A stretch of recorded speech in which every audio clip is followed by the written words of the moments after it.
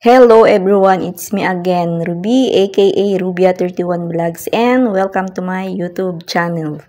Today is December 4, so another day, another vlog na naman sa ating Vlogmas Day 4. And sa mga kapokasari dyan, kumusta naman kayo guys? Sana ay okay tayo sa alright. Nagmamasid nga ako dito, baka may dumaan na naman at baka makita ako. So, magbibigay ako ng diskarte tips dito sa ating tindahan kung ano yung mga ginagawa ko, guys. And sa mga hindi pa nakapag-subscribe dito sa aking channel, please like, comment, share, and subscribe, and click the notification bell para updated ka sa aking mga susunod pang mga videos. Inuumpisan ko na ngang magpunas-punas sa mga paninda na sobrang alikabok na. Isang buwan na yata akong hindi nakapagpunas nito. So, ganito yung aking madalas na ginagawa, guys. Itong paglilinis na ganito sa ating mga paninda, isa ito sa paraan para matignan natin yung mga malapit nang ma-expired na mga paninda para maiwasan natin, guys. And makonsumo na natin kung kinakailangan, lalo na yung mga hindi pa moving items. Dito sa mga cup noodles nung nakaraan, buti na lang at natignan ko, malapit na palang ma-expired, kaya ayan, kinain ko na siya, guys. Kaysa naman masayang. Ugaliin mag-check lagi sa mga paninda para matignan kung kailan ba yung kanilang expiration date. At kasabay na rin ng aking paglilinis-linis dyan, pagpupunas-punas, tinitignan ko rin yung mga items na malapit nang maubos para mailista at makabili na sa susunod na pamimili. Meron na rin akong mga paninda na wala ng stock, gaya ng patis. Nung nakaraan ko pa ito tinitignan sa grocery, wala silang stock. Yung silver swan na patis. Yun lang kasi yung hinahanap dito sa tindahan ko, guys, kaya yun lagi ang aking binibili. Sa mga dishwashing liquid naman, ako na yung gumagawa ng paninda ko, nag-DIY ako para mas lalong lumaki yung aking matutubo dito, guys, kasi marami rin yung bumibili na sa aking mga dishwashing. And next, yung wala na rito, yung aceton. Mabenta sa Pasko yung mga aceton, pambala nila ng kanilang boga. Alam nyo ba yung boga na tinatawag? Yan. Ilan na lang yung naiwan dyan, 3 na lang. So, mag-order na lang ako sa Shopee ng aking mga paninda na aceton. Sa mga delata naman, ito lang yung mga paninda ko, guys, kasi ito lang naman yung mga hinahanap ni customer dito sa aking tindahan. Kaya hindi na ako bumibili ng mga stock dyan na hindi mabenta. Tapos, pag hindi nabenta, tayo naman yung gagamit. Kaya hindi na lang ako nagdadagdag ng mga iba pang mga paninda. So, dito naman sa aking mga lagayan ng mga biskwit, kung ano lang din yan yung mga naka-display, ay yan din lang yung mga hinahanap ni customer. At habang ako ay nagpupunas dito sa mga garapon, merong customer dyan bumili, tapos ayan na. Nagchikahan na kaming dalawa. Chika pa more, chika pa more. Kung ano nung mga tinatanong, ayan, sinasagot ko na naman.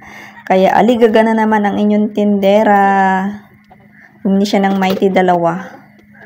Ayan, may tinatanong kaya sinasagot ko. Kaya ang inyong tindera, kahit nandito lang sa loob, maraming nalalaman yan. Sino yung mga relate dyan? Itaas na ang mga kamay.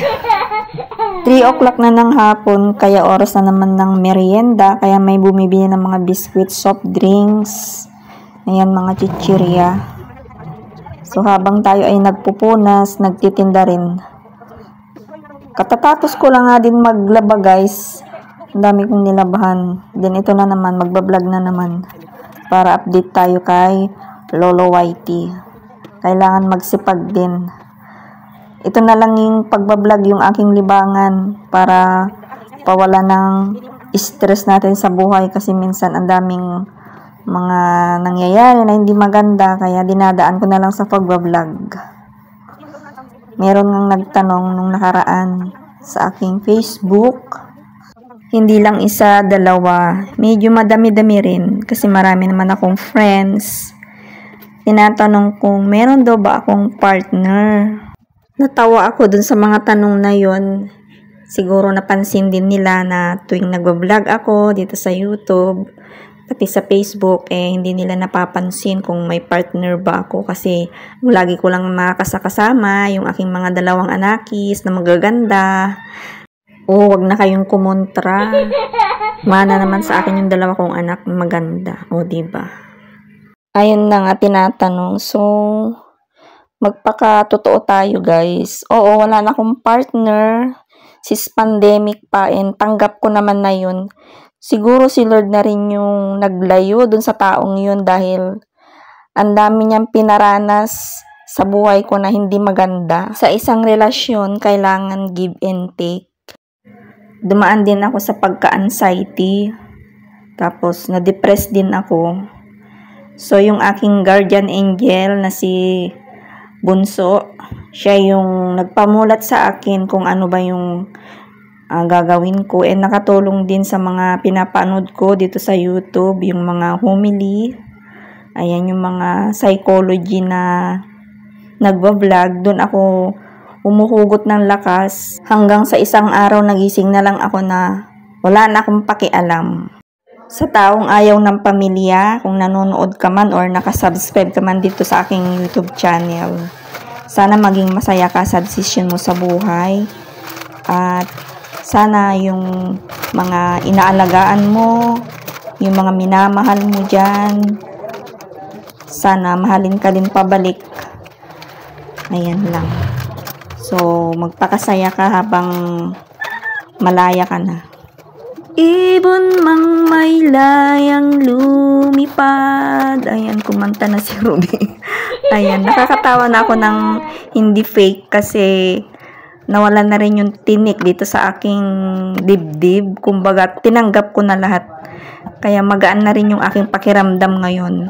Nakakatulog na ako ng mahimbing.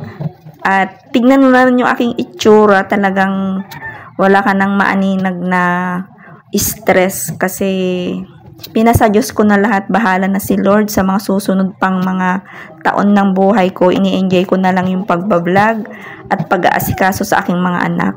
Yun lang yung aking kaligayahan ng no more drama na guys. So, dito ko na i-end yung aking vlog for today. Ayan, umabot na ako ng gabi.